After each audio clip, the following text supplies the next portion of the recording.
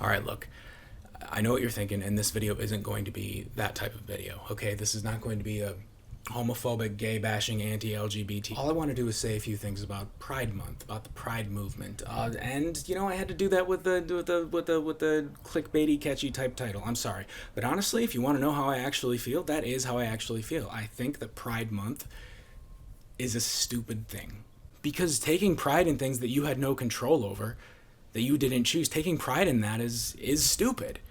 And considering that's all the pride movement is just taking pride in a certain way that you were born, I know it's just like a dumb little semantical nitpicky issue, but really it means something bigger.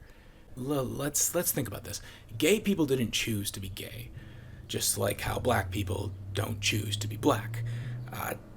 We don't choose these predetermined genetic features, these genes that decide our traits. Now, whether that be different levels of testosterone leading to different bone densities and muscle mass and temperament, or whether this be the melanin content of our skin that leads to different shades of it, different colors of it. We don't control any of this. This is not up to us. This is just how people are born, in all shapes and sizes and colors and predilections for different sexual orifices and or appendages. This is just how people are. It's pre-programmed. Now, I do understand the original intentions of the Pride movement. It was a way to let the LGBTQ community know that they shouldn't feel ashamed of who they are, of how they were born. Because branding someone with shame for something that they had no control over, especially something that they were born as, is a very, very dangerous thing to do. It is a bad, immoral thing, and it is something that humanity should always be working towards minimizing. But beyond the moral implications of making someone feel shame for a way that they were born, beyond it being wrong, it's also stupid. Because shame is given when someone has done something wrong. It is a reaction to an action. It is a consequence to something negative. It just doesn't make sense. It's just not logical to shame someone for being born a certain way. Now, there are plenty of people that still do it, and we call those people bigots because they're dumb. They're morons.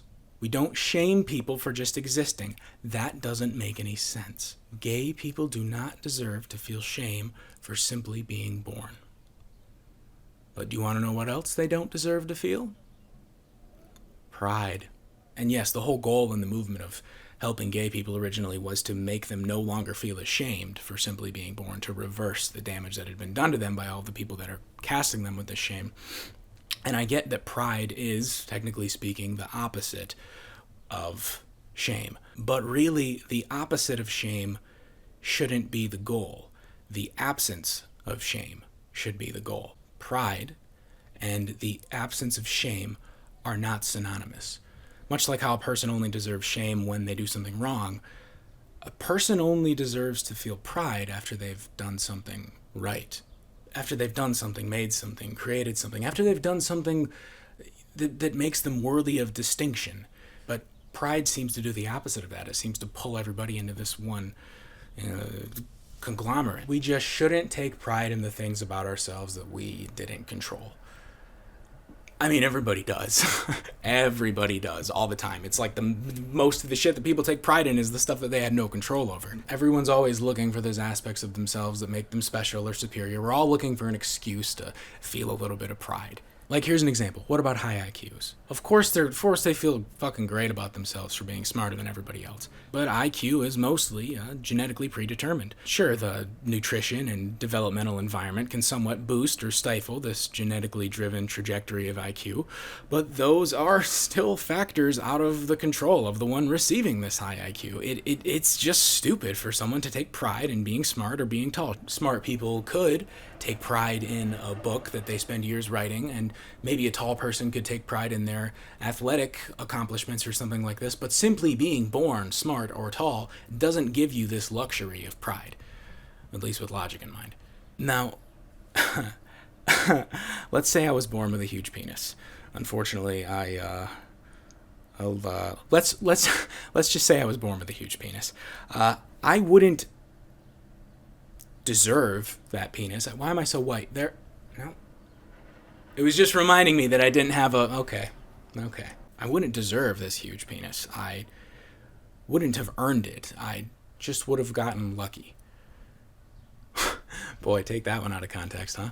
So even though it is illogical for me to feel pride over this huge dick, let's be honest, I still would. We all would. We all do. We all do this. We feel internally validated. I would sit inside my own head and think, yeah, I just have such a good dick. Mine's so much better. The difference here, though, the difference is that I wouldn't put that information on a banner and walk around just exporting to the world of how prideful I am over it. That would be very annoying to everyone around me. And beyond this, it would be stupid. But do you want to know something stupider? Taking pride over your inclusion into a massive group of people that just happen to sort of share a bit in common with you.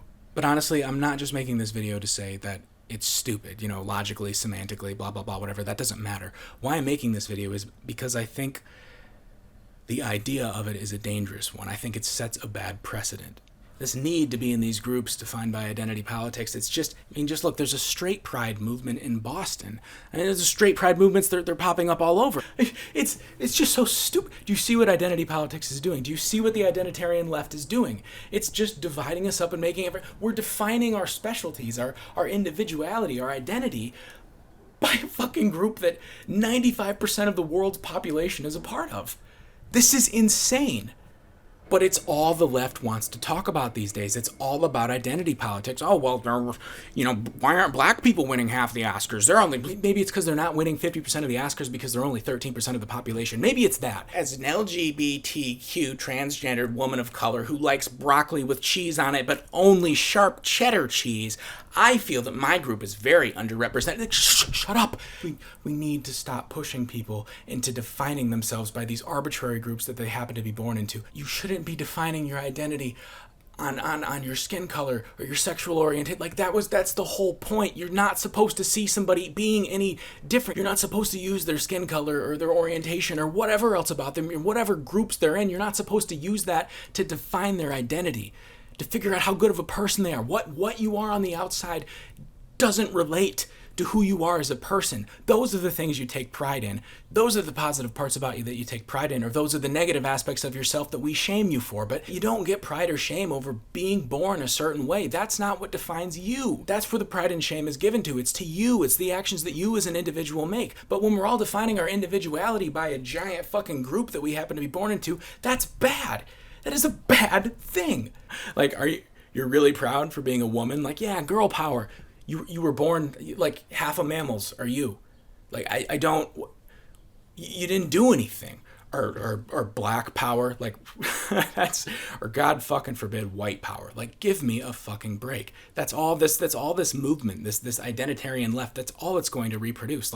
Okay, so we want these people get specific months, and I've heard of clubs saying that only people, this is the people of color night. Okay, so why don't we, instead of having different clubs too, let's have different schools. Why don't we have different drinking fountains? Constantly dividing people, labeling people, defining people by an arbitrary group identity is not the next step in the path of eliminating bigotry. And after defining someone by their group identity, you now attach the ridiculous notion of pride to the group identity. That isn't going to minimize whatever prejudices this group identity may have been experiencing. It will only shine a light on their differences. Taking pride in being born black does not eliminate racism. It doesn't make the melanin content of your skin not matter, as would be the goal. It makes the melanin content of your skin matter more. For some reason, this movement is no longer about treating people equally, as if we all belong to just one group, humanity, kumbaya, that bullshit. No, that's gone. Now it's just about finding arbitrary distinctions between big groups of people and dividing them into categories and groups, and then giving people pride for being part of that group. Let me just say one more thing. Pride is a big meme. It is a huge deal. From corporations to celebrities, everyone is talking about it. It is a big deal. The most important variable that has led to the popularity and passion of the Pride movement doesn't have to do with ending bigotry. It's not about resistance. It's not about equality. It's not even about groups. It's about you. It's because you want to feel special. Everyone does. Everyone wants to look for a reason to feel pride. Everyone wants to think that they've done something worthy of being granted this pride, that they've accomplished something, that they've overcame something. So really, overcoming something is all you got. It's the only social currency that you have to earn yourself, the pride. Victimhood.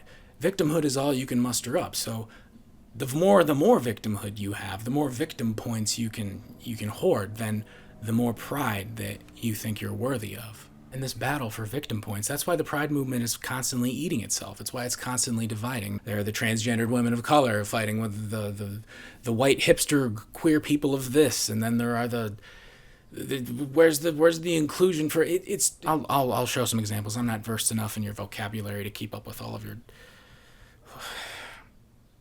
Look, I know this sounds harsh, but you're gonna have to do more if you want pride, if you want to get noticed.